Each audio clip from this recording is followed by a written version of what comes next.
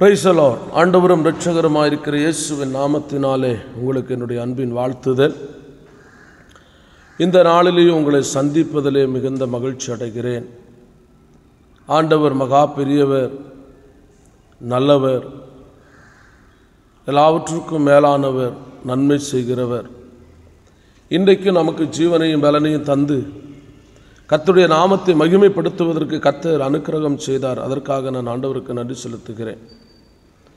மத்தேயு எழுதின சுவிசேஷம் 4வது அதிகாரம் அதனுடைய 15வது வசனத்தை வாசிக்கலாம். இருளில் இருக்கும் ஜனங்கள் பெரிய வெளிச்சத்தை கண்டார்கள். பாருங்க, இருளிலே இருக்கிற ஜனங்கள் பெரிய வெளிச்சத்தை கண்டார்கள். இங்கே ஆண்டவராகிய இயேசு கிறிஸ்துவை வெளிச்சமாக வர்ணித்து சொல்லப்பட்டிருக்கிறது. ஆமாம், அருமையான கர்த்தருடைய பிள்ளையே, இருளில் இருக்கிறவர்கள் பாவத்துக்குள் இருக்கிறதாகவும், வெளிச்சத்தில் இருக்கிறவர்கள் தேவனுடைய பிள்ளைகளாகவும் இங்கு சொல்லப்படுகிறது. பாருங்க, இருளில் இருக்கும் ஜனங்கள் பெரிய வெளிச்சத்தை கண்டார்கள். நல்ல கவனமாய் கேளுங்க. ஒருவேளை நீங்கள் சொல்லலாம், நான் வெளிச்சத்தில் தான் வாழ்ந்து கொண்டிருக்கிறேன், வெளிச்சத்தில் தான் இருக்கிறேன் அப்படின்னு சொல்லலாம். ஆனால் யதார்த்தமான ஒரு வெளிச்சம் ஒரு மனிதனுக்குள்ள உதிக்க ஆரம்பிக்கும்போது அந்த மனிதன் தான் செய்கிற தவறுகளை உணர்கிறான், தனக்குள்ளே இருக்கிற பாவத்தை உணர்கிறான், தனக்குள்ளே இருக்கிற அந்த கெட்ட சுபாவங்களை உணர்ந்து மனம் திரும்புகிறான். அதுதான் இங்கே சொல்லுகிறது, இருளில் இருக்கும் ஜனங்கள் பெரிய வெளிச்சத்தை கண்டார்கள்.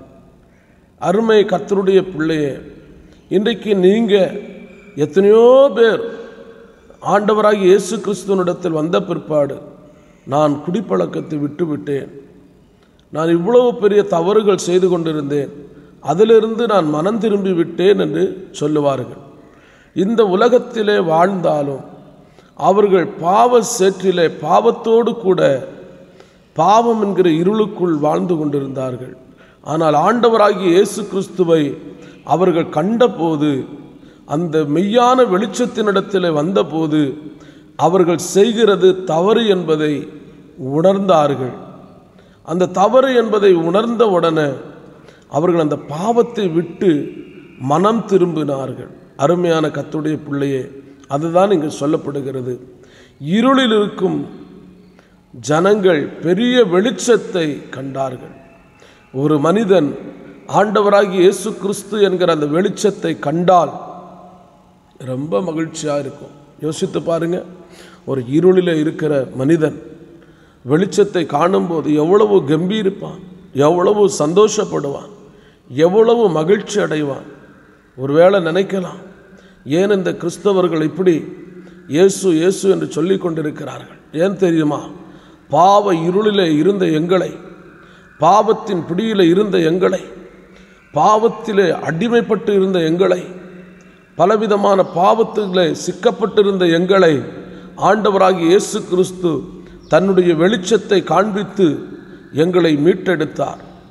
எங்களை மீட்டெடுத்த போதுதான் தெரிகிறது, எங்களுடைய சிந்தனையில் எவ்வளவு பாவம் இருந்திருக்கிறது, எங்களுடைய செயலில் எவ்வளவு பாவம் இருந்திருக்கிறது, எங்களுடைய நடக்கையில் எவ்வளவு பாவம் இருந்திருக்கிறது என்று சொல்லி உணர்வு அப்பந்தான் வருகிறது.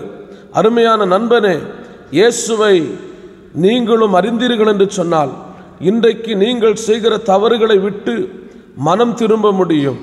அந்த இருளுக்குள் இருக்கிற வரைக்கும், பாவ இருளுக்குள் இருக்கிற வரைக்கும் உங்களுக்கு நிச்சயமாய் பாவத்தை குறித்த உணர்வு இருக்காது. பாவம் செய்கிறதை குறித்து ஒரு ஸ்தோத்திரம் மனவேதனை இருக்காது. ஆனால் அதை விட்டு விலகி ஆண்டவராகிய இயேசு கிறிஸ்து என்கிற அந்த வெளிச்சத்துக்குள் நீங்கள் வந்து விட்டீர்கள் என்று சொன்னால், ஐயோ, இத்தனை வருஷம் நான் இப்படிப்பட்ட தவறுகளை செய்துவிட்டேனே, இத்தனை வருஷமாக இப்படிப்பட்ட பாவங்களை நான் செய்துவிட்டேனே என்று சொல்லி மனஸ்தாபப்படுவீர்கள். அருமை கர்த்தருடைய பிள்ளையே, அருமை நண்பனே, சகோதரனே, நீ செய்கிறது தவறு என்று சொல்லி இதுவரை ஒருவேளை நீ உணராமல் இருக்கலாம். ஆனால் ஆண்டவராகிய இயேசு கிறிஸ்துவினிடத்திலே நீ வரும்போது உன்னுடைய பாவத்தை குறித்து அவர் உணர்த்துவார். எப்படி உணர்த்துவார், ஏன் உணர்த்துவார் என்று சொன்னால், அவர்தான் வெளிச்சம்.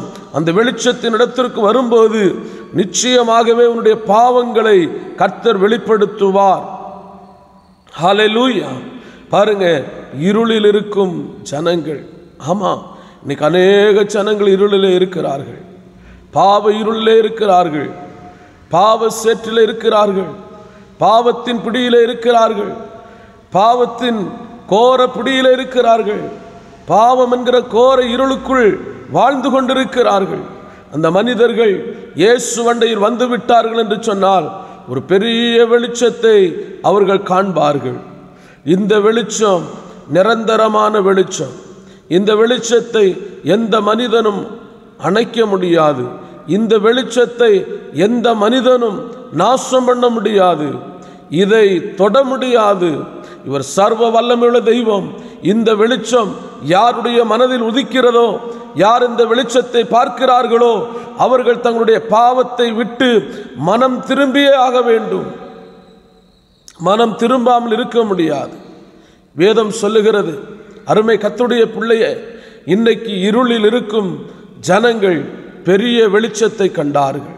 அடுத்து பாருங்க, மரண இருளின் திசைகளில் இருக்கிறவர்களுக்கு வெளிச்சம் உதித்தது என்று சொல்லப்பட்டிருக்கு. ராமா, மரண இருள், எப்படிப்பட்ட மரண இருள் தெரியுமா? ஸ்தோத்திரம். ஒருவேளை நீங்க நினைக்கலாம், ஒரு மனிதனுக்கு இந்த உலகத்தில் ஒரே ஒரு மரணம் தானே உண்டு என்று சொல்லி நினைக்கலாம். அருமை கர்த்தருடைய பிள்ளையே, இன்னைக்கு அநேக மனிதர்கள் ஒரு மரணத்தை மட்டும்தான் நினைத்து கொண்டிருக்கிறார்கள். நேற்று இருந்த எத்தனையோ பேர் இன்றைக்கு இல்லை, இன்றைக்கு இருக்கிற எத்தனையோ பேர் நாளைக்கு இருக்க மாட்டார்கள். ஆம் கர்த்தருடைய பிள்ளையே, அது ஒரு மரணம் அல்ல, இன்னொரு மரணம் இருக்கிறது, ஆத்தும மரணம் என்று சொல்லப்படுகிறது. அந்த ஆத்தும மரணத்தை, ஸ்தோத்திரம், அதிலிருந்து மீட்கப்பட வேண்டும் என்று சொன்னால், அதிலிருந்து விடுவிக்கப்பட வேண்டும் என்று சொன்னால், அந்த ஆத்தும மரணத்தை நீ சந்திக்காமல் இருக்க வேண்டும் என்று சொன்னால், ஆண்டவராகிய இயேசு கிறிஸ்து ஒருவரே இரட்சகர், ஆண்டவராகிய இயேசு கிறிஸ்து ஒருவரே மீட்பர். அவரை அன்றி வேற ஒருவராலையும் ரட்சிப்பு இல்லை, அவரை அன்றி வேற ஒருவராலையும் மீட்பு இல்லை, அவரை அன்றி ஒருவராலும் பாவத்தை மன்னிப்பக்கூடிய வல்லமை பெற்றவர்கள் இல்லை. இயேசு கிறிஸ்து ஒருவரே மனுகுலத்தினுடைய பாவத்தை மன்னிக்கக்கூடியவர். அந்த தெய்வம்தான் மெய்யான வெளிச்சம். அல்லேலூயா. அந்த தெய்வத்தை உங்களுக்கு சொந்த இரட்சகராக ஏற்றுக்கொள்ளுங்கள். அந்த தெய்வத்துக்காக உங்களை அர்ப்பணியுங்கள். அந்த தெய்வத்துக்காக உங்களை முழுமையாய் விட்டு கொடுங்கள். இயேசுவே, என்னுடைய பாவங்களை மன்னியும் என்று சொல்லுங்கள். இயேசுதான் மெய்யான வெளிச்சம். அந்த இயேசுவினிடத்திற்கு வாருங்கள். அந்த இயேசு உங்களை நேசிக்கிறார். பாருங்க, அடுத்து இன்னொன்று யோவான் எழுதின சுவிசேஷத்தில் பாருங்க, ஆதியிலே வார்த்தை இருந்தது, அந்த வார்த்தை தேவனிடத்தில் இருந்தது, அந்த வார்த்தை தேவனாய் இருந்தது, அவர் ஆதியிலே தேவனோடு இருந்தார், சகலமும் அவர் மூலமாய் உண்டாயிற்று.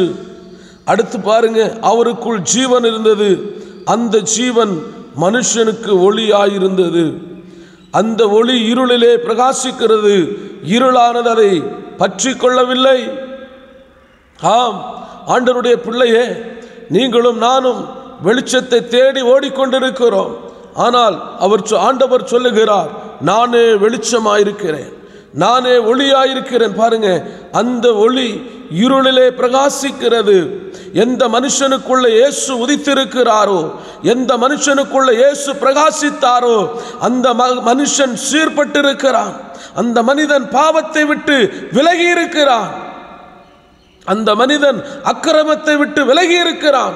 அந்த மனிதன் குடிப்பழக்கத்தை விட்டு விலகி இருக்கிறான்.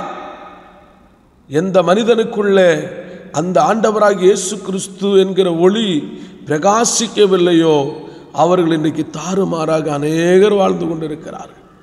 அருமையான கர்த்தருடைய பிள்ளையே, அருமை நண்பரே, சகோதரனே, மெய்யான ஒளி, உண்மையுள்ள தெய்வம், உயிருள்ள தெய்வம், வாக்குத்தத்தங்களிலே மாறாதவர், சர்வலோகத்தையும் படைத்த தெய்வம் உங்களுக்கு ஒரு வாய்ப்பை கொடுக்கிறார். இன்றைக்கு ஒரு விசை கூட, ஆண்டவரே, என்னுடைய பாவங்களை மன்னியும், என்னை உம்முடைய பிள்ளையாக மாற்றும் என்று சொல்லு. இது மதம் அல்ல, இது ஒரு மார்க்கம், ஒரு வழி. நல்வழிக்கு வாருங்கள். தவறான வழிகளை விட்டு விலகுங்கள். இந்த உலக வாழ்க்கை நிரந்தரமானது அல்ல. இந்த உலக வாழ்க்கை நிஜமானது அல்ல. இந்த உலக வாழ்க்கை போலித்தனமான வாழ்க்கை, கொஞ்ச கால வாழ்க்கை, குறுகிய வாழ்க்கை. இந்த வாழ்க்கையில் கொஞ்ச காலம் இயேசுவுக்காக வாழுங்க, அவருடைய நாமத்தை மகிமைப்படுத்துங்க. இந்த உலகத்தை விட்டு நாம் போகும்போது மறுமையிலே அந்த பரலோக ராஜ்யத்தில் தேவனோடு கூட மகிழ்ந்திருக்க முடியும். அதனால இருளிலே வாழ்ந்து கொண்டிருக்கிற ஜனங்கள், பாவ இருளிலே வாழ்ந்து கொண்டிருக்கிற ஜனங்கள், மரண இருளிலே வாழ்ந்து கொண்டிருக்கிற ஜனங்கள், அக்கிரமம் என்கிற இருளிலே வாழ்ந்து கொண்டிருக்கிற ஜனங்கள், விபச்சார வேசித்தனம் என்கிற இருளிலே வாழ்ந்து கொண்டிருக்கிற ஜனங்கள், ஸ்தோத்திரம், இன்றைக்கு பாருங்க பலவிதமான ஸ்தோத்திர சூழ்நிலைகள் உலகத்திலே நடந்து கொண்டிருக்கிறது. அப்படிப்பட்ட சூழ்நிலைகளை வாழ்ந்து கொண்டிருக்கிற இருளிலே வாழ்ந்து கொண்டிருக்கிற ஜனங்கள் மனம் திரும்புவதற்கு ஒரு வாய்ப்பை கூட கர்த்தர் உங்களுக்கு தருகிறார். மனம் திரும்புங்கள். இதை பார்க்கிறவர்கள் கர்த்தருக்காய் தங்களை அர்ப்பணியுங்கள். கர்த்தர் உங்களை ஆசீர்வதிப்பாராக. அன்பின் தகப்பனே, நீரே மெய்யான வெளிச்சம் என்பதை நாங்கள் உணர்ந்திருக்கிறோம் ஐயா. நீரே உண்மையுள்ள தேவன், நீரே வழிகாட்டுகிற தேவன், நீரே தவறான வழிகளிலிருந்து எங்களை வழிவிலக்கி நல்வழிப்படுத்துகிற தெய்வம். இன்றைக்கும் இந்த சத்தத்தை கேட்கிற யாராவது பாவமான வழிகளுக்கு, தவறான வழிகளுக்கு சென்று கொண்டு இருப்பார்கள் என்றால் ஆண்டவரே அவர்களை மனம் திரும்ப வைப்பீராக. பாவ சேற்றிலிருந்து அவர்களை மனம் திரும்ப வைங்க. மரண கட்டிலிருந்து அவர்களை விடுதலை ஆக்குங்கப்பா. உம்முடைய அற்புதத்தின் கரத்தை கர்த்தர் அனுப்பும். நீர் பெரியவர் அல்லவா, பெரிய காரியத்தை செய்யும். இயேசு நாமத்தில் பிதாவே, ஆமேன். கர்த்தர் உங்களை நிச்சயமாக ஆசீர்வதிப்பாராக. ஆமேன், ஆமேன்.